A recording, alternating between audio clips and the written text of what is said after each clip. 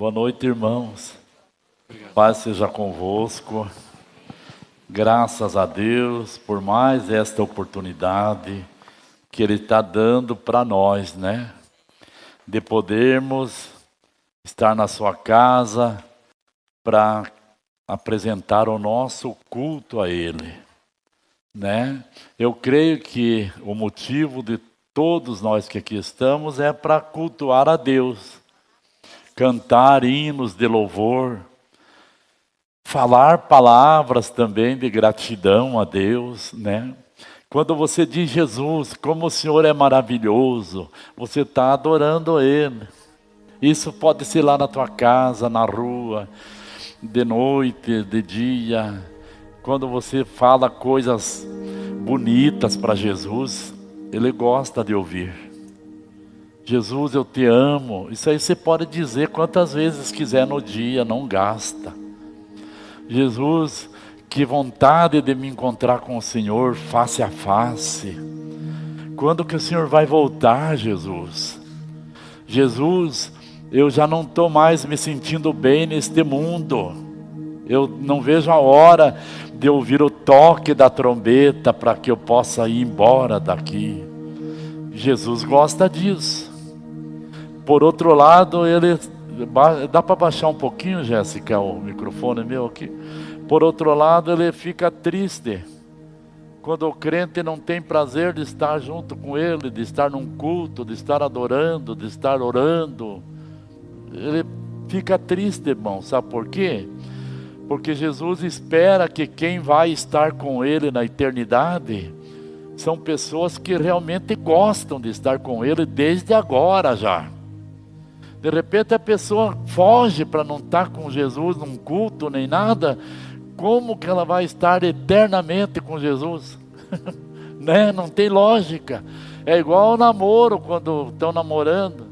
O cara foge, fica 20 dias sem ir ver a namorada e quando vai ainda vai meio brabo e quer casar. Que casamento que vai dar esse? O namorado que quer casar, irmãos, ele quer estar junto todo dia. Os pais da noiva que tem que não deixar, sabe? Os pais da noiva que fala para você, cara, não vim de novo amanhã. De novo todo dia. Não é assim, Vanderlei? É, meu filho. O cara que quer casar com a noiva, se ele ama, ele quer estar todo dia na casa da namorada. O sogro, o futuro sogro, que tem que atropelar ele de lá. Né? Agora o crente, tanto faz se eu ficar um mês sem ir na igreja, adorar meu Deus, se eu nem ler a Bíblia, nem nada, não faz falta para mim. E quer ir morar com Jesus? Será que Jesus que não tem lógica isso? Né, irmã? Não tem lógica. Jesus espera que nós sejamos um grude dele. Né? Vocês já viram, até aqui já tem namorado, grude. A esposa, melhor dizendo, que a mulher diz, meu Deus, é muito grude, o homem não sai nem para trabalhar de tão grude que é comigo. Tem os grude. Mas aí Jesus gosta quando nós somos um grude dele. Sabe, onde você está, só fala dele, só conversa sobre ele, se canta hinos para ele, ele diz, esse aqui é um grude comigo. Glória a Deus, né? Coisa boa isso. Irmãos, eu quero convidar vocês para abrirem as Bíblias no livro de Jó, capítulo 1, e também no livro de Tiago, capítulo 5. Jó, capítulo 1, e depois Tiago, capítulo 5. Glória a Deus. Irmãos, você sabe que o povo de Deus é um povo muito abençoado, né? Nós somos abençoados. Mas mesmo nós sendo um povo muito abençoado, nós também somos provados, né? O povo de Deus passa por provações, irmãos. Passa por trechos amargos às vezes. O povo de Deus literalmente, como falam nos Salmos, passa tanto pelos vales, como pelos altos das montanhas. Às vezes você está passando pelo vale na jornada. De repente, sai do vale e está andando pelo alto das montanhas. O alto das montanhas é quando tudo está maravilhoso para o teu lado. Quando você dá um chute numa pedra, aparece dinheiro. Né? Mas quando você está no vale, meu filho, se tropeça, já arranca a unha do dedão do pé. Já é uma luta, uma tribulação. O povo de Deus é assim, irmãos. Aí nós temos que aprender essa jornada, para que quando vem as provações, a gente não queira desanimar e desistir de tudo. Até porque tem até um hino que diz que o nosso Deus é o Deus dos vales e o Deus da montanha. Ou seja, o nosso Deus está conosco quando nós estamos passando os momentos difíceis da vida, mas Ele também quer estar conosco quando estamos passando momentos bons da vida. Aqui entra uma dificuldade, que às vezes nós queremos Deus só quando está difícil a coisa. Quando fica tudo certinho, daí nós não precisamos de Deus. Não é verdade? Mas Deus prova os seus filhos, o seu povo. E por que Deus prova? Prova por várias razões. Uma delas é para ver a nossa perseverança. Se nós realmente amamos a Ele, nós não vamos desistir de andar com Ele por causa das dificuldades da vida. Essa é uma das razões, provar o nosso amor por Ele. O amor a gente prova na dificuldade, irmãos. Você prova que ama uma pessoa quando essa pessoa está passando por um momento difícil. Né? E assim nós provamos o nosso amor por Deus quando não estamos tendo bênção nenhuma, aparentemente, e mesmo assim nós dizemos, do Senhor eu não largo. E por que Deus quer essa prova de amor da minha parte para com Ele? Porque a Bíblia diz que antes mesmo de eu conhecer a Ele, Ele já provou para mim que me amava. E como que Deus provou? Dando o seu único filho para vir morrer na cruz do Calvário, para provar para mim que Ele me amava. Então Deus prova os seus filhos. E nós vamos ver aqui o Jó, irmãos. Todo mundo conhece praticamente a história do Jó. Jó é famoso até no mundo que não serve a Deus. Pela paciência que ele teve, pela provação que ele passou, pelas tribulações, não é?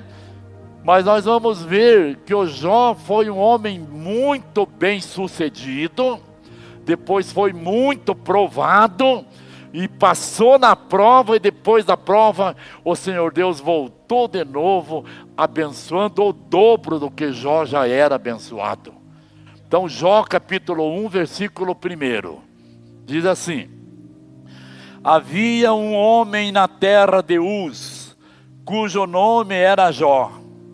Este era um homem sincero, reto e temente a Deus, e se desviava do mal.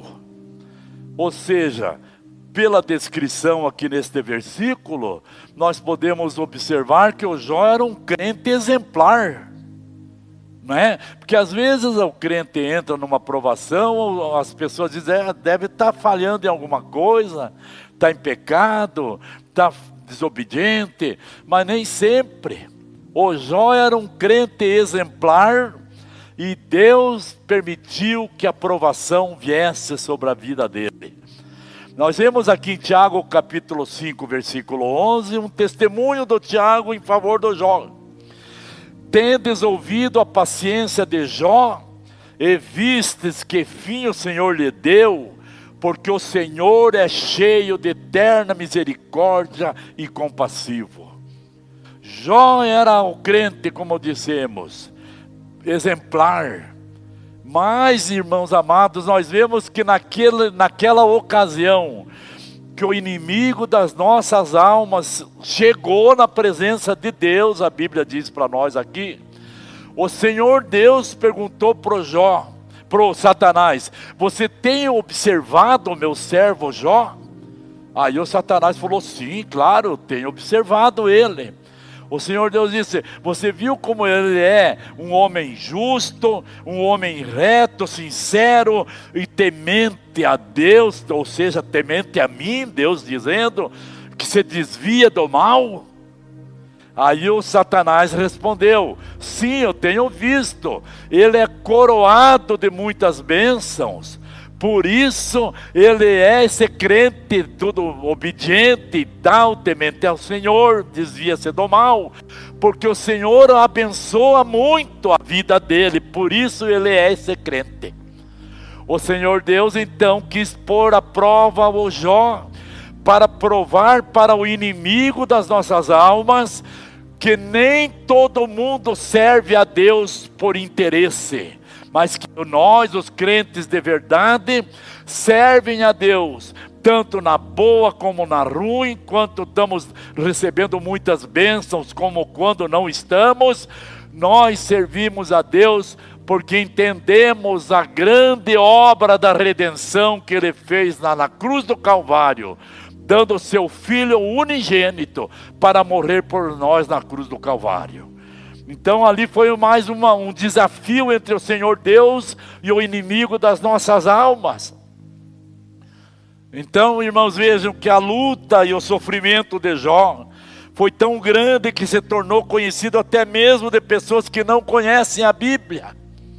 Você vê facilmente pessoas que não conhecem nada de Deus dizerem: ai, tem que ter a paciência de Jó. Ou então a pessoa que nem conhece nada de Deus: ai, a minha prova está igual à prova de Jó.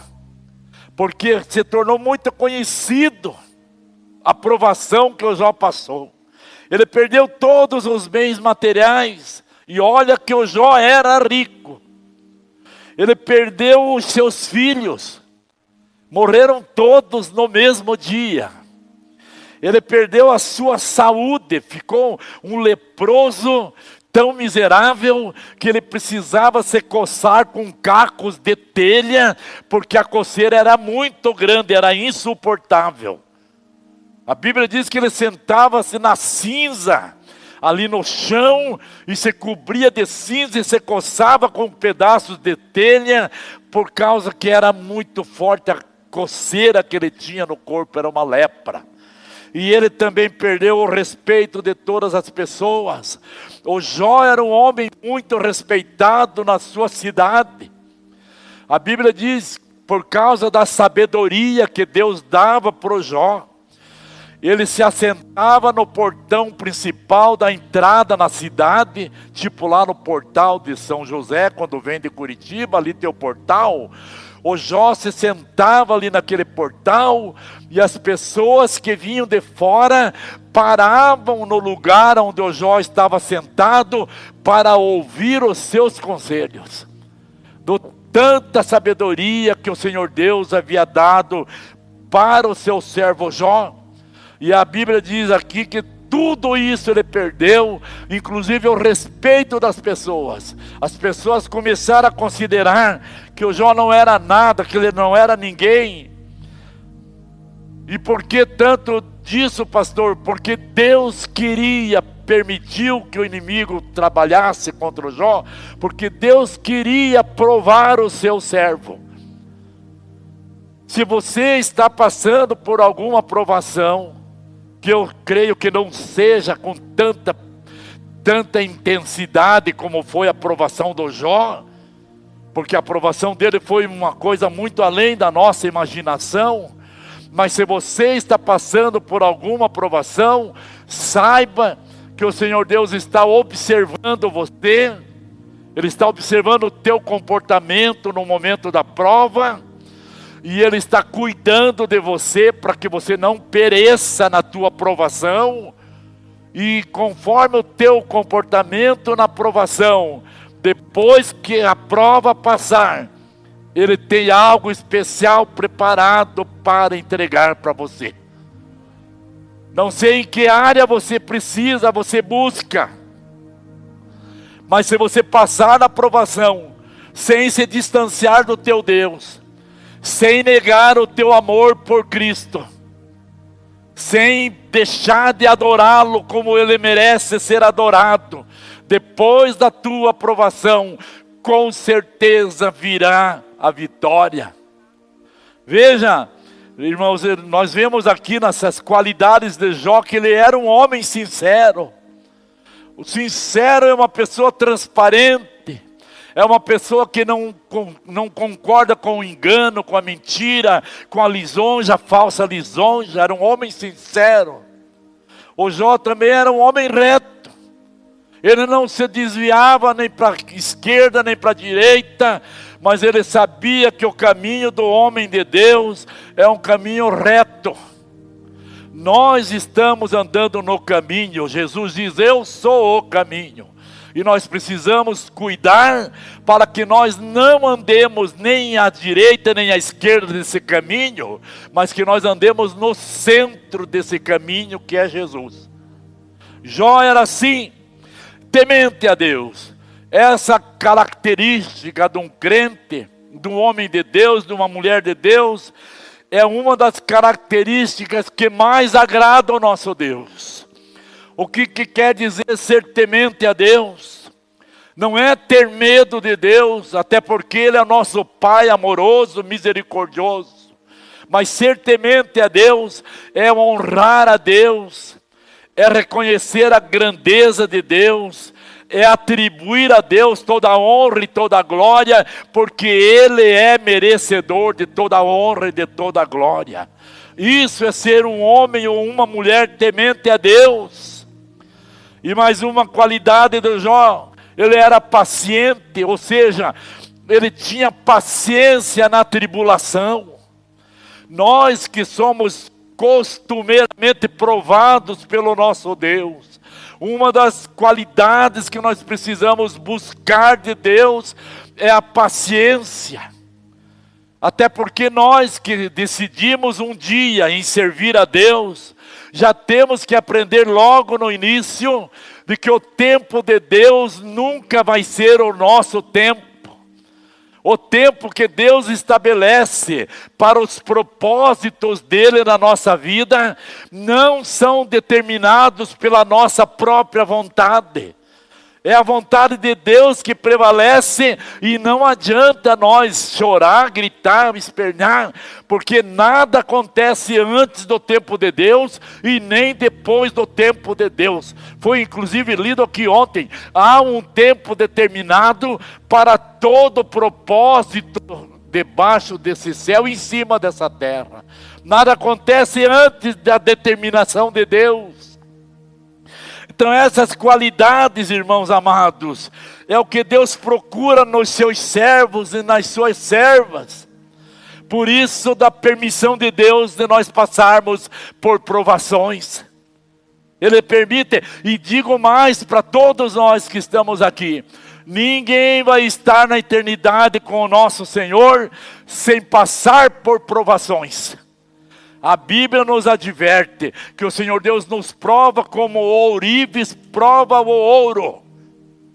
Ele nos prova no fogo poderoso do Espírito Santo, que é para nos purificar de todas as nossas impurezas, nossas imperfeições, nossas deformidades, para que possa nos transformar num vaso precioso na presença dEle. Deus nos prova, nós somos provados. Se você está sendo provado, se alegre, porque com certeza Deus tem um propósito especial na tua vida. Se alegre. Todos nós somos provados. Em 1 Crônicas 29, versículo 17, parte A, diz assim: e bem sei eu, Deus meu, que tu provas os corações e que da sinceridade te agradas. Bem sei eu, Deus meu, eu disse para vocês antes, falar palavras que agradam ao nosso Deus, essa aqui é uma. Bem sei eu, meu Deus, que tu provas os corações e que tu te agradas quando encontra um coração sincero. O Senhor se agrada das minhas atitudes quando eu demonstro para o Senhor que eu lhe sirvo, que eu lhe obedeço, que eu te adoro, não pelo que o Senhor pode me dar, mas porque eu entendi que eu era um pecador perdido, condenado à perdição eterna, mas o Senhor me salvou pela sua graça e pela sua misericórdia. Por isso, meu Paizinho Celestial, eu te amo, eu te adoro, eu te glorifico nessa geração corrompida, nessa geração perdida. Eu quero ser como uma luz brilhando no meio dessas trevas, por onde eu andar, que todo mundo saiba que existe um Deus verdadeiro, que esse é o dominador de todo o universo, e a esse Deus que eu presto contas e sirvo. Glória a Jesus. Em Filipenses 2,15 ele diz assim: irrepreensíveis e sinceros filhos de Deus, inculpáveis no meio de uma geração corrompida e perversa, entre a qual resplandeceis como astros no mundo. Irmãos, nós somos a luz no mundo, a Bíblia diz, Jesus é a luz do mundo e nós também refletimos essa luz através do Evangelho. E aonde nós andamos por esse mundo de trevas, resplandece através da nossa presença a luz de Cristo no meio dessa escuridão perdida. Que aonde você anda no teu dia a dia, a luz de Cristo possa resplandecer através da tua presença. Nós vemos no dia a dia a luz do sol brilhando aí. Agora à noite se pode ver luz das estrelas e da lua. Vemos a luz da Copel iluminando as ruas, mas no mundo espiritual são densas trevas, muita escuridão, mesmo quando o sol brilha é escuridão no mundo espiritual. Mas aonde o crente passa, ali brilha a luz de Cristo através da presença dele. Ali brilha a luz de Cristo, porque você é um portador da luz do Evangelho. Aleluia! Em Hebreus 10:22 ele diz que devemos nos aproximar de Deus com um coração sincero. Ah, mas por que, pastor? Sabe por quê? Quando nós buscamos nos aproximar de Deus, não com um coração sincero, logo nós nos frustramos e deixamos de buscar a Deus, porque não recebemos dele aquilo que nós queremos receber. Muitas vezes a pessoa busca alguma coisa de Deus porque quer resolver um problema pessoal, quer resolver um problema no casamento, quer resolver um problema com os filhos, um problema profissional, um problema financeiro, ou mesmo um problema de saúde. Mas quando ela busca a Deus com o coração sincero, ela busca unicamente com um propósito, de reconciliar-se com o seu Criador, independentemente do que possa ele lhe dar ou não lhe dar. Então veja, Jó era um homem reto. Uma pessoa reta é alguém que age com integridade, que a qualquer preço decide pelo certo. A pessoa reta é uma pessoa que age com integridade e em qualquer preço decide pelo certo. Este é o padrão moral do homem de Deus e da mulher de Deus.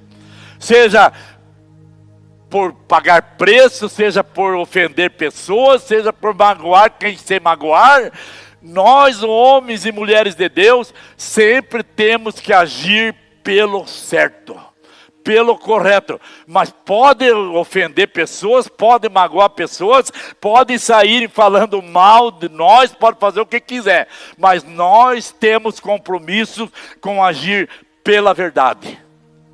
Ele era um homem reto. Jó, no capítulo 31, versículo 6, diz assim: o próprio Jó chegou a dizer para o Senhor Deus: pese-me Deus em balanças fiéis e conhecerá a minha integridade. Meus amados, Que responsabilidade pesada para um homem de Deus ou uma mulher de Deus, dizer: meu Deus, o Senhor pode me colocar na sua balança e veja se há em mim alguma falta de integridade na minha pessoa. Que responsabilidade grande.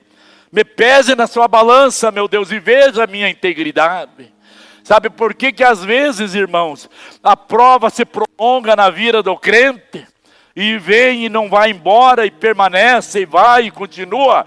Porque Deus procura integridade no crente e não acha. Ele encontra muitas falhas de caráter na pessoa. Ele encontra muitas deformidades que precisam ser reparadas, tratadas, para que Deus possa passar do crente aquela provação e abençoá-los. Muitas vezes Deus não pode nos abençoar, porque nos acha em falta. Como que foi aquela vez lá com Belsazar, o filho do Nabucodonosor, que apareceu a descrição lá na parede? Foi com a interpretação de Daniel, diz ali na palavra: pesastes fosse na balança e fostes achado em falta. Foi para Belsazar que a palavra veio, né, pastor Tiago? O Daniel interpretou: pesado fostes na balança e fostes achado em falta. Deus nos pesa na balança, meus irmãos. Como tem sido o nosso proceder nesse mundo? Qual é o caminho que nós temos trilhado? O caminho que nos separa de Deus, que nos distancia de Deus? Ou nós temos buscado trilhar o caminho da justiça, o caminho da retidão? É bom nós pensarmos nessa noite a respeito do que nós estamos ouvindo. Jó, já li, Hebreus 12, versículo 13, diz assim: fazei caminhos retos para os pés, para que não se extravie o que é manco, antes seja curado. Fazei caminhos retos para os vossos pés, para que melhore, para que Deus cure, para que transforme, para que liberte. Jó era um homem temente a Deus. Uma pessoa que teme a Deus é uma pessoa que reverencia a Deus e o reconhece em todos os seus caminhos. A quem nós temos atribuído as vitórias da nossa vida? A sorte? A um vizinho, a um político, a um outro ser humano igual a nós? Quem está por trás de tudo que nós temos desfrutado nesta vida, irmãos? Quem tem abençoado a tua casa, a tua família? Quem tem aberto os caminhos para você andar abençoado nesta terra, próspero? Muitas vezes as pessoas atribuem a tudo a razão do seu sucesso, menos aquele que verdadeiramente é o que pode nos abençoar. Se nós somos bem-sucedidos, é porque contamos com a graça e a misericórdia de Deus sobre nós. Nossos filhos são saudáveis, é porque a mão de Deus tem permitido que eles sejam saudáveis. Temos um casamento abençoado, um lar abençoado, é porque Deus tem sustentado a nossa casa.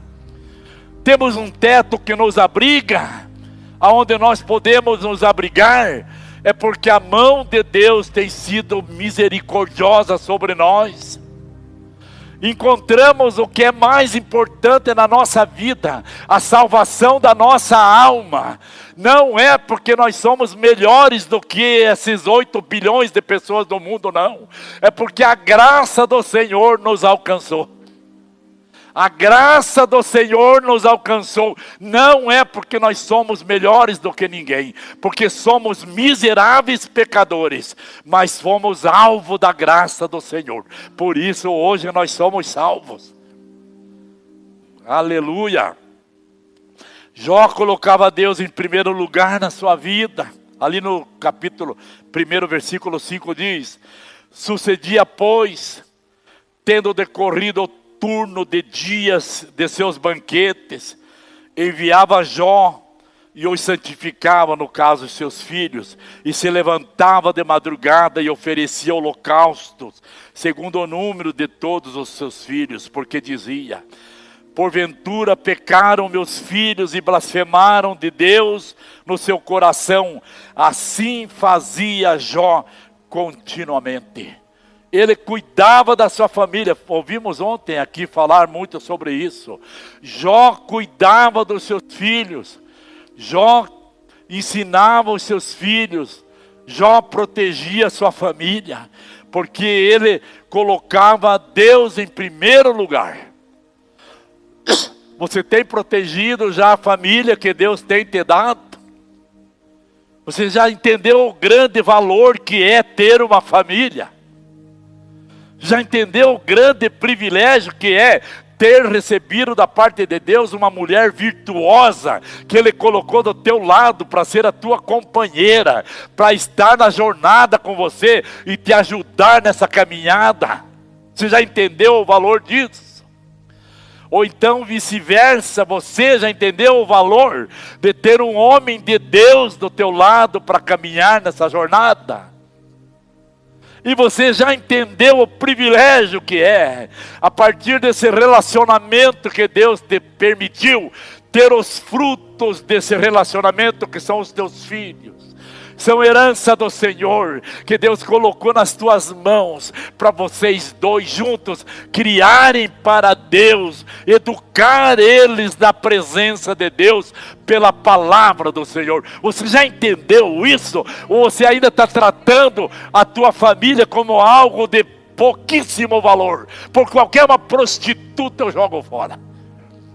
O que você tem pensado no valor do que Deus tem colocado nas tuas mãos? Se você verdadeiramente atribuir que todos os benefícios que você tem desfrutado vêm de Deus, você vai ser um tolo se você não valorizar isso. Você vai ser muito tolo se você jogar fora esses privilégios que Deus tem colocado na tua mão. Que é a família, é a saúde, é o teu lar, são teus bens materiais, tudo que diz respeito à tua vida. Se você atribuir que tudo isso vem de Deus, você vai ser muito tolo se você não valorizar tudo isso. Porque tem muita gente que está fora das bênçãos de Deus, irmãos. No Salmo 128:1 ele diz: bem-aventurado o homem que teme ao Senhor e anda nos seus caminhos.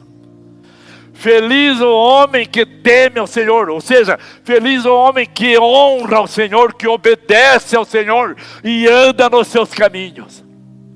Porque os caminhos de Deus são os caminhos da vida, irmãos. Andar fora do caminho de Deus é o caminho da morte, é o caminho do suicídio, é o caminho da destruição. Ele está dizendo: feliz o homem, bem-aventurado o homem que teme ao Senhor e anda nos seus caminhos. Não estamos nem aqui falando de feliz aquele que é crente.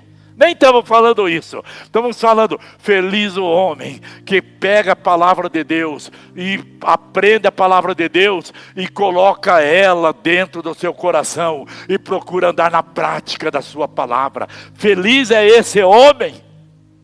Quando fala homem, fala mulher também. Feliz é você, se você tem prezado o valor da Escritura Sagrada. Feliz é você, se a Bíblia Sagrada tem um valor espiritual na tua vida. Feliz é você. Hebreus 12:28 ele diz: devemos servir a Deus de modo agradável, com reverência e santo temor. Sirva a Deus de um modo agradável. Ou seja, não sirva a Deus na marra, forçado. Seja feliz por ser um cristão. Seja alegre por ter sido chamado pelo Senhor. Que não seja uma servidão para você, mas seja agradável para você servir a Deus. Seja gostoso para você servir a Deus. Sabe? Ele está dizendo: servamos a Deus de um modo agradável. Quando chega tarde no dia de compromisso na tua igreja, que você possa dizer: estou alegre hoje, porque eu vou à casa do Senhor. Estou alegre hoje, porque hoje eu tenho um estudo da palavra na minha igreja. Estou feliz hoje, porque hoje é o culto de oração, onde nós nos reunimos com os nossos irmãos para buscarmos a Deus. Estou alegre hoje, porque hoje é domingo, é o dia de eu ir à casa do meu Deus. Vou me encontrar com os meus irmãos e vou adorar o meu Deus na minha congregação. Sirva a Deus assim, com agrado, com felicidade, com alegria, com reverência, respeitando as coisas da palavra de Deus e santo temor. Não permita que gozação, brincadeira, relaxismo penetre no teu viver diário no Evangelho. Seja zeloso pelas coisas de Deus. Seja apaixonado na palavra. Ame servir o teu Deus. Seja apaixonado no teu Deus. Ei, meu Deus! Sabe, seja apaixonado no teu Deus. Ensina isso para a tua casa. Ensina isso para a tua família, para os teus filhos. Sabe, descubra um lado que está guardado do prazer, do tão agradável é servir ao Senhor, que só é mostrado para aqueles que verdadeiramente se dedicam a buscar a Deus. Tem muita gente que busca superficialmente a Deus e não encontra esse lado prazeroso que é ser crente. Antes de encontrar o lado prazeroso do ser crente, essas pessoas já voltam para trás e vão para o boteco, beber cachaça, vão para o bar, vão para a bailada, vão fazer o quê? Vão se prostituir. Mas tem um lado maravilhoso que é servir a Deus, que só é mostrado para aqueles que verdadeiramente se aproximam de Deus com um coração sincero. Com coração sincero, com boas intenções, verdadeiramente, eu tenho sede de Deus, eu tenho fome de Deus, por isso eu estou buscando a Deus. Para esses tem segredos maravilhosos guardados. Ei, meu Deus! Essas coisas maravilhosas do Evangelho só são mostradas para os filhos de verdade. Para quem aventura uma bênção nas igrejas dos crentes por aí, os mistérios maravilhosos do Evangelho estão encobertos. Só é revelado para quem verdadeiramente ama o Senhor. Glória a Deus, aleluia. Jó era um homem que se desviava do mal. Onde ele sabia que o mal estava, ele cortava a volta. Ele sabia que ali tinha um mal que não servia para ele, ele não ia por ali, ele virava para cá. Ele sabia que ali tinha uma coisa que não agradava a Deus, ele fugia dali.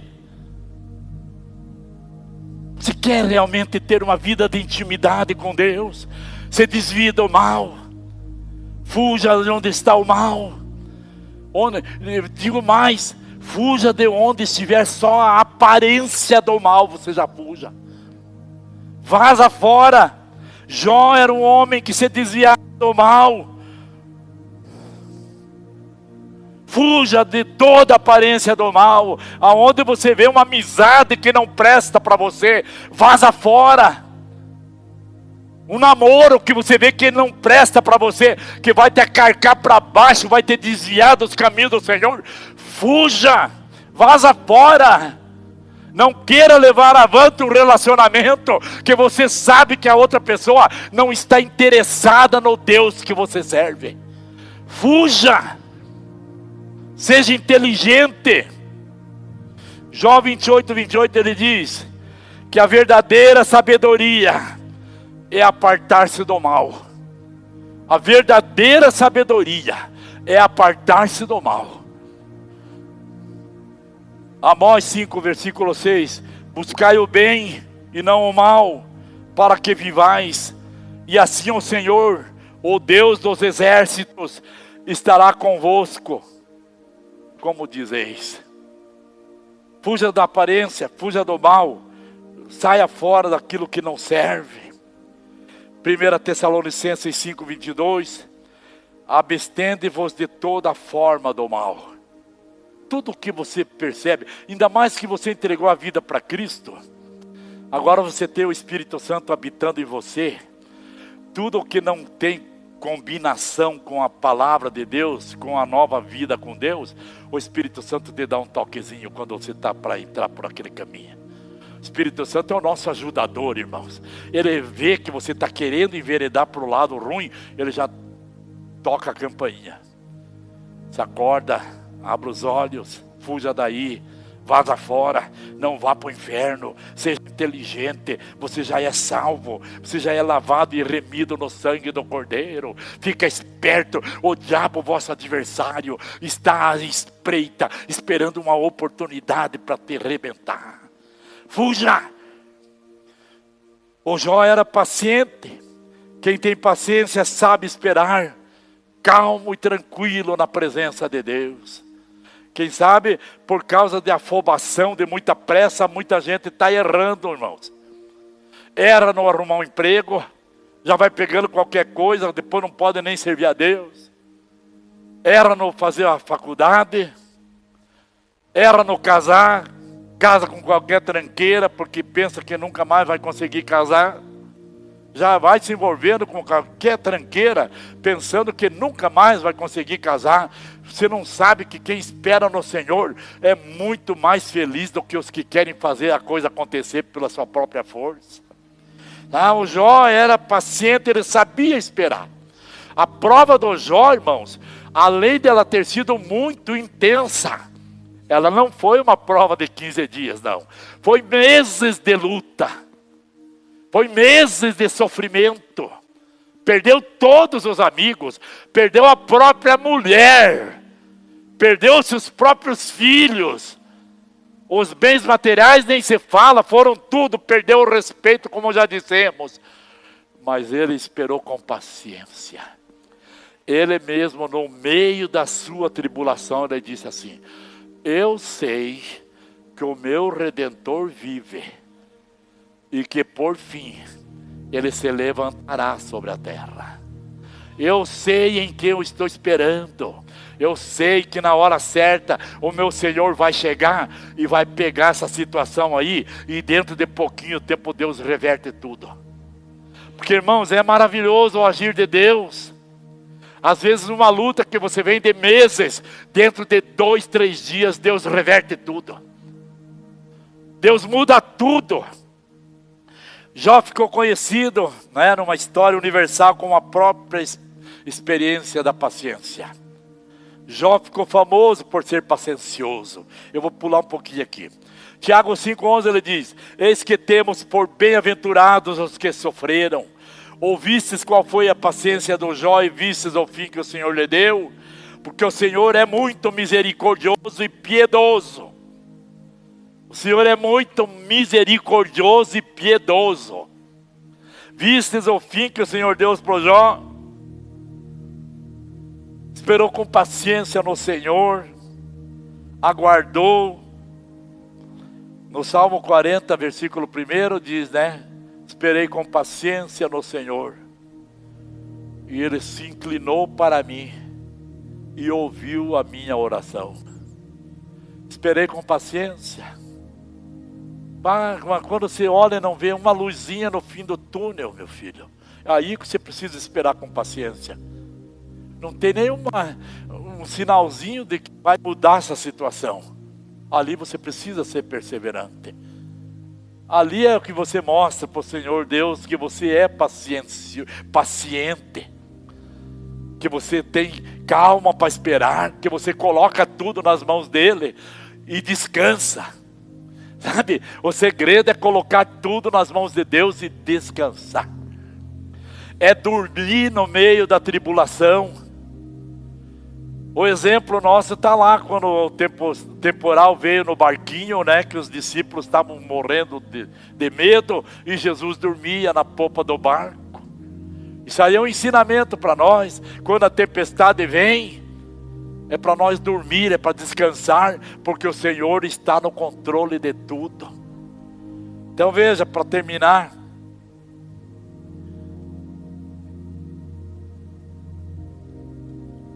Talvez alguém está aqui agora pensando, pastor, mas eu preciso ser paciente, eu quero ser paciente.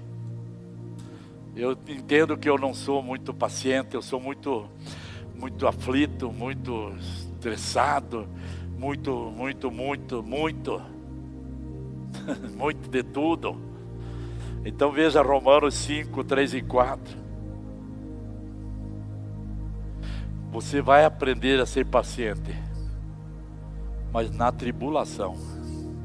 Deus nos ensina na prática, irmãos. Ele não ensina de uma forma sobrenatural. Se de repente se deita no sofá cheio de impaciência e levanta já paciente. Não é assim que funciona.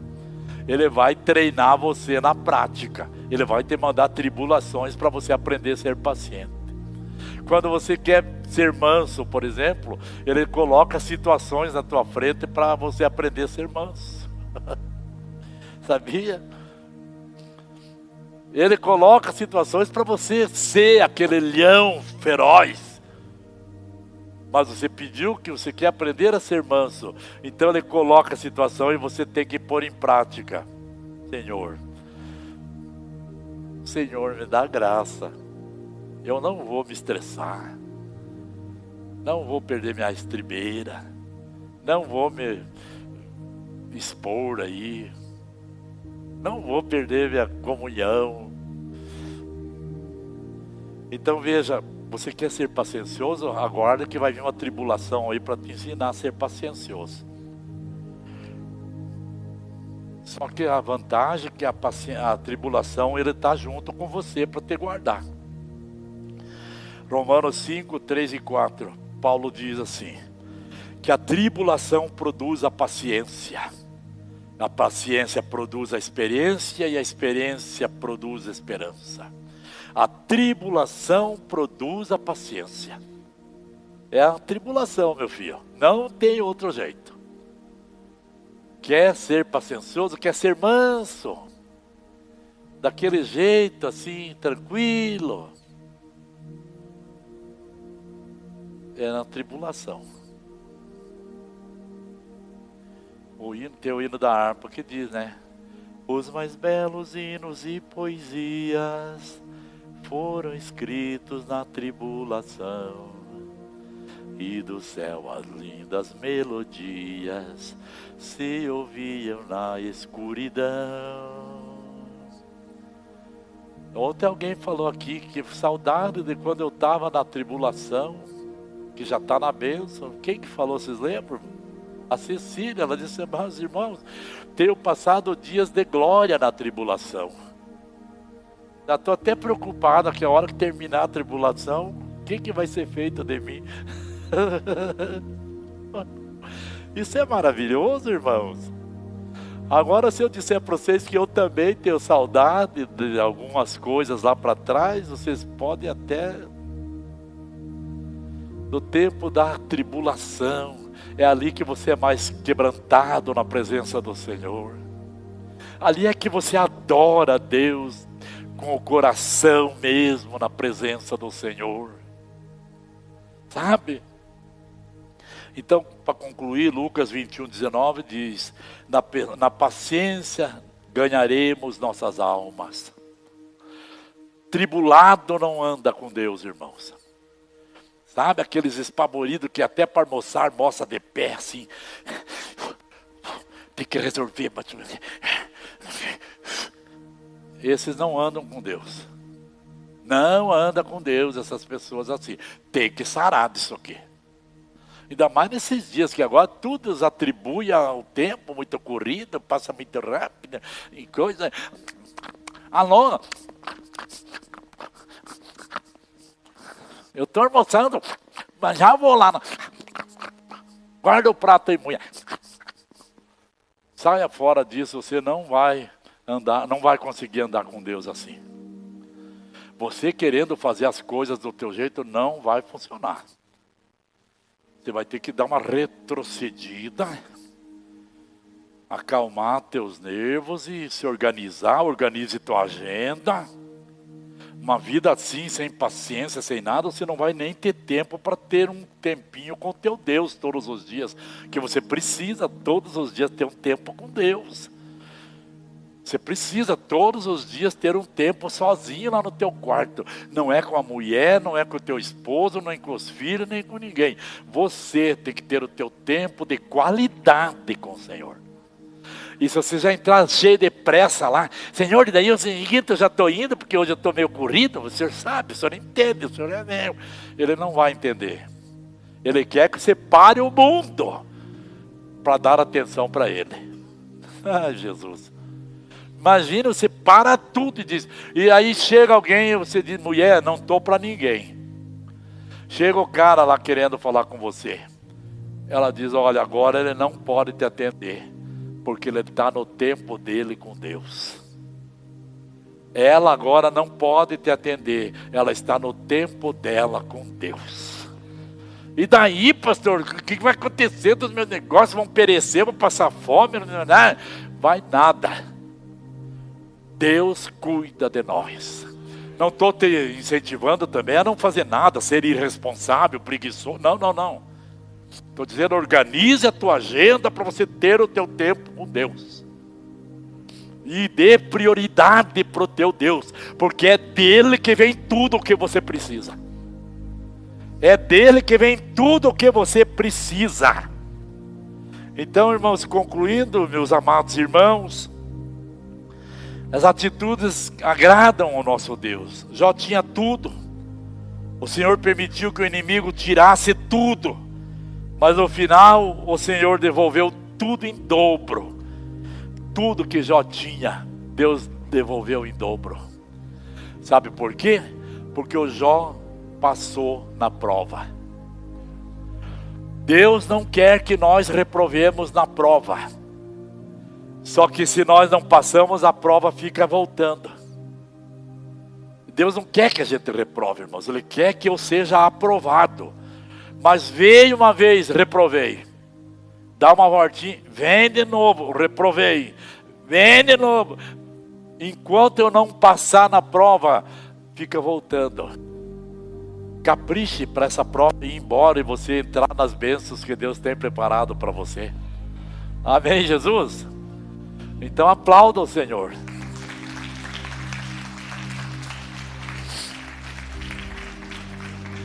Quero convidar o grupo de louvor e o nosso diaconato para passarem aqui à frente, para nós ministrarmos a ceia do Senhor.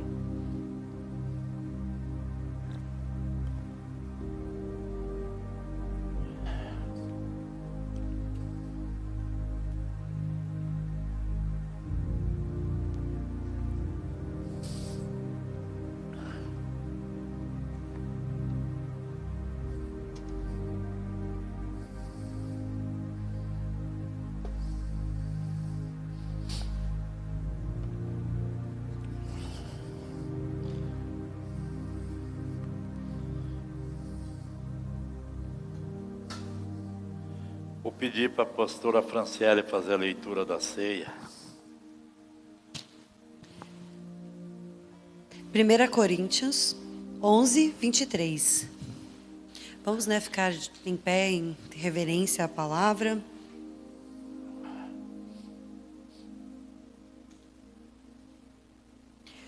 Porque eu recebi do Senhor este ensinamento que passei para vocês. Que o Senhor Jesus, na noite em que foi traído, pegou o pão e deu graças a Deus. Depois partiu o pão e disse: isto é o meu corpo que é entregue em favor de vocês. Façam isso em memória de mim. Assim também, depois do jantar, ele pegou o cálice e disse: esse cálice é a nova aliança feita por Deus com o seu povo. A aliança que é garantida pelo meu sangue. Cada vez que vocês beberem deste cálice, façam isso em memória de mim. De maneira que, cada vez que vocês comerem deste pão e bebem deste cálice, estão anunciando a morte do Senhor, até que ele venha. Por isso, aquele que comer do pão do Senhor ou beber do seu cálice, de modo que ofenda a honra do Senhor, está pecando contra o corpo e o sangue do Senhor.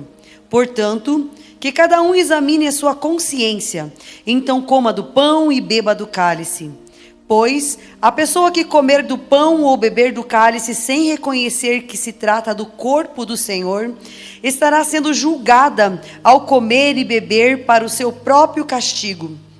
E por isso que muitos de vocês estão doentes e fracos, e alguns já morreram. Se examinássemos primeiro a nossa consciência, nós não seríamos julgados pelo Senhor. Mas somos julgados e castigados pelo Senhor para não sermos condenados juntos com o mundo. Portanto, meus irmãos, quando vocês se reunirem para a ceia do Senhor, esperem uns pelos outros. Amém, Jesus. Os irmãos podem tomar assento. Meus amados irmãos, como nós sempre dizemos e repetimos, o momento da ceia é um momento muito especial para o cristão.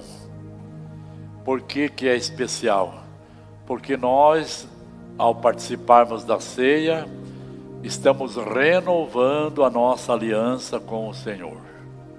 No dia que você entregou tua vida a Cristo, confessando Ele como o único Senhor e Salvador da tua alma, você fez uma aliança com Ele.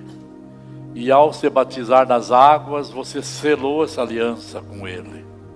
Você assumiu um compromisso público, como foi o caso da Dora e mais os outros que já receberam o certificado de manhã.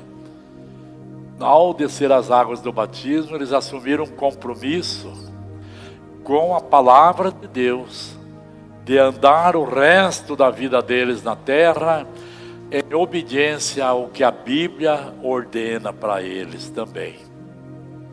Então eles fizeram uma aliança. E a cada vez que nós participamos da ceia do Senhor, nós renovamos essa aliança. Por isso que a cada mês nós fazemos a ceia. Você passa um mês inteiro servindo ao Senhor, aí obedecendo a palavra. Quando chega há um mês nós fazemos a ceia, você participa para renovar a tua aliança. Ou seja, quando você participa da ceia, você está, através desse ato, declarando a Jesus que você tem uma aliança com Ele e que você está feliz por ter essa aliança com Ele e você quer renovar a tua aliança com Ele. Certo, irmãos?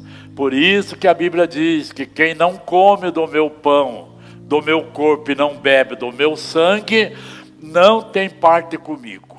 Ou seja, o pãozinho ali